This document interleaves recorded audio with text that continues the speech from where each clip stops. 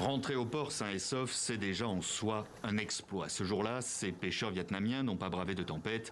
Ils ont simplement évité les gardes-côtes chinois qui sillonnent la mer de Chine. Des navires aux méthodes radicales pour dissuader toute forme de pêche dans des eaux que Pékin revendique. Ce pêcheur, attaqué à plusieurs reprises, se souvient avoir échappé à la mort avec son équipage. C'était il y a 2 ans.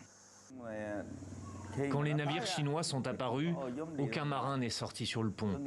On était tous dans la cabine, parce qu'ils avaient plein d'outils, comme des haches ou des marteaux. Alors on n'a pas osé sortir. Le navire qui nous a touchés s'est immédiatement enfui. Les autres sont restés pour regarder si on allait couler.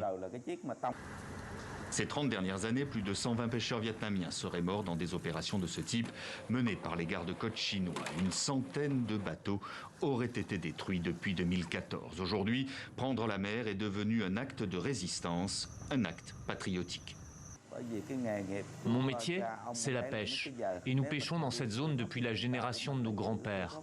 Notre gouvernement nous autorise à pêcher dans le cadre de notre souveraineté nationale. Alors je vais continuer à pêcher là. La mer de Chine a de quoi attirer toutes les convoitises. En dehors d'être un secteur hautement stratégique, elle est particulièrement riche en ressources halieutiques et énergétiques. La sécurité alimentaire de la Chine en dépend.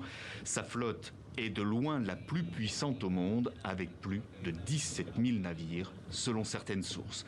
Comme ces bateaux, filmés au large des Philippines, les méthodes de harcèlement sont les mêmes. À l'époque où les gardes-côtes chinois n'étaient pas encore là, nous étions libres de pêcher à l'intérieur et à l'extérieur du récif.